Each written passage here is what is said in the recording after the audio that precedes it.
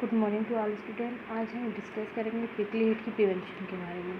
अगर हम prickly heat की प्रिवेंशन की बात करें तो मेन जो रीज़न होता है प्रिकली हीट का वो होता है स्वेट। जो स्वेट ग्लैंड्स होती है वो स्वेट का सिक्रेशन करती है और यही स्वेट ग्लैंड्स के यहाँ पर ट्रैप्ड होकर प्रिकली हीट कॉज करता है।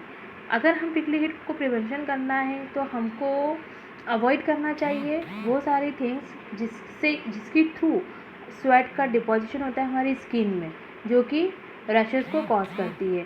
सिंपली हमको स्किन प्रोडक्ट का यूज़ करके हम इसको हटा नहीं सकते हैं। स्किन प्रोडक्ट क्या करता है, इसमें बहुत सारे हैवी ऑयल्स होते हैं, पेट्रोलियम जेली होते हैं, जो कि हमारे स्वेट ग्लैंड्स को और जो हमारे पोर्स हैं उनको क्लॉग कर देते हैं, जिसके कारण से प्रिकली हीट होती है।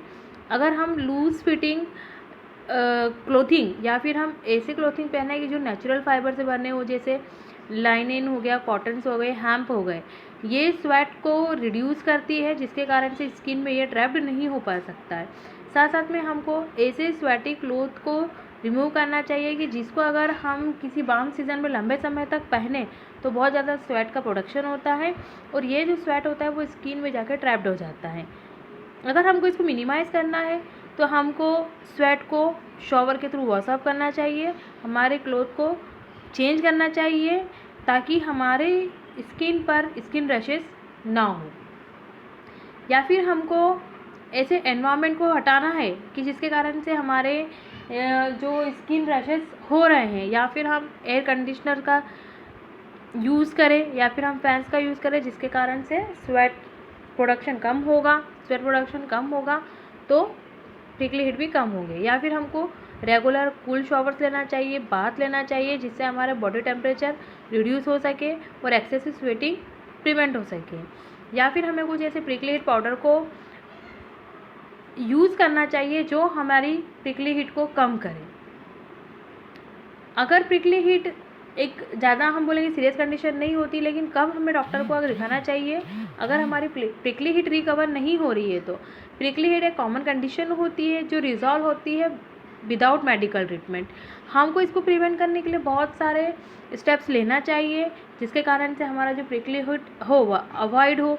यदि प्रिकली हीट स्टार्ट हो जाता है या हमको दिखने लगता है तो हमको कुछ कुछ क्विक स्टेप्स लेना चाहिए, जैसे कि हमारा जो बॉडी टेम्परेचर है, या फिर हमें ऐसे स्टेप्स को हटा देना चाहिए जिसके कारण से हमें एडिशनल स्वेटिंग हो रही है।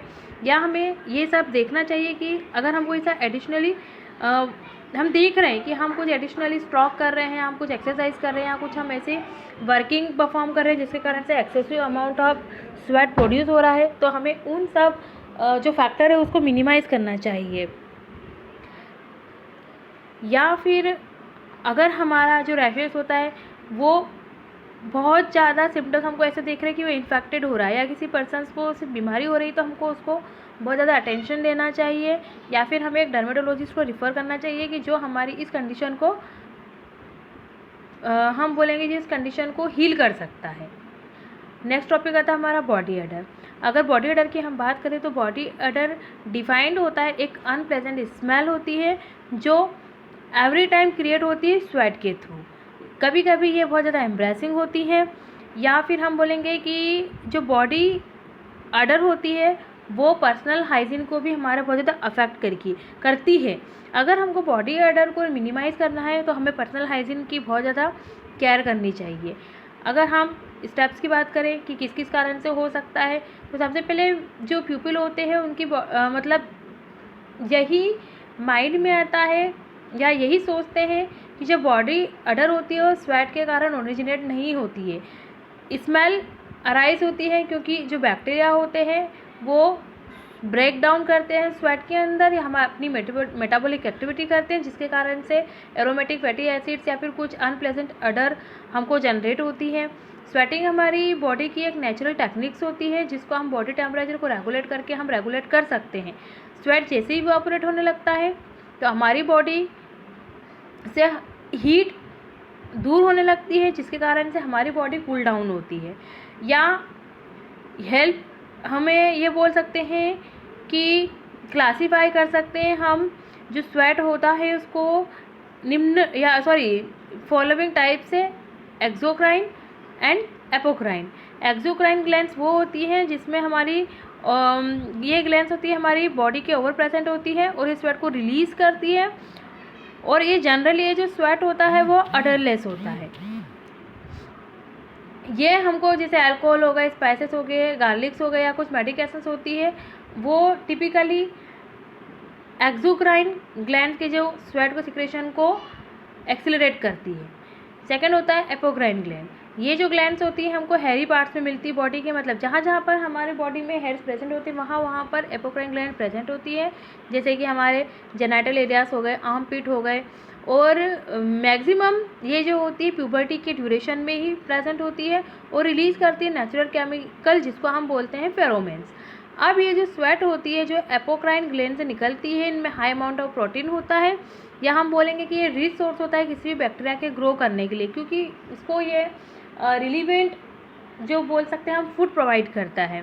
जो प्यूपिल होते हैं जिसमें बहुत ज़्यादा एपोक्राइन ग्लैंड्स होती है वो बॉडी अडर को बहुत ही जल्दी हम बोलेंगे कि डेवलप कर देती है।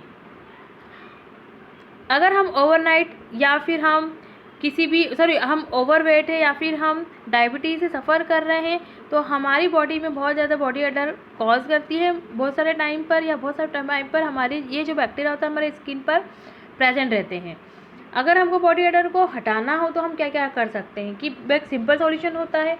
सबसे पहले कि हम ऐसे स्टेप्स को लें जिसके थ्रू हमारी बॉडी से स्वेटिंग कम से कम हो। स्वेटिंग कम से कम होगी तो बॉडी अडर भी हमारी कम से कम होगी। हमें सबसे ज़्यादा हमारी पर्सनल हाइजीन का ध्यान रखना चाहिए।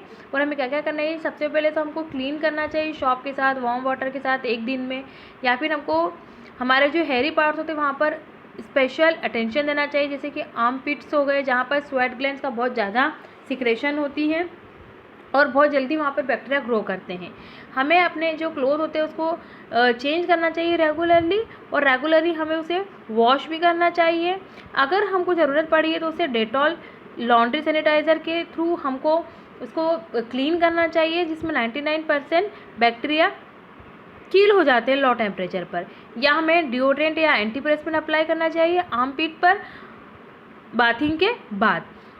हमारे रोल ऑन एंटीपरेस्पिरेंट बहुत ज़्यादा अवेलेबल होते हैं जो हमको हैंडल करने में बहुत ज़्यादा इजी होते हैं।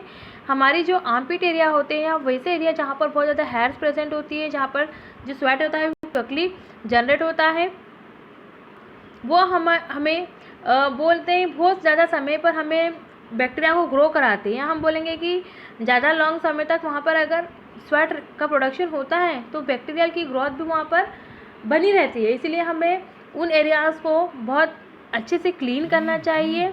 हमें ऐसे फैब्रिक्स के बने कपड़े पहनना चाहिए जिसमें स्वेट का प्रोडक्शन कम से कम हो, जैसे कि वूल हो गए, सिल्क हो गए या फिर कॉटन हो गए, या फिर ऐसे क्लोथिंग का हमें यूज़ करना चाहिए जिसके थ्रू स्वेट जो होता है वो इजीली इवापोरेट हो जाए। या फिर हमें गार्लिक और स्पाइसेस का जो यूज़ करना चाहिए हमारे फूड में। Thank you.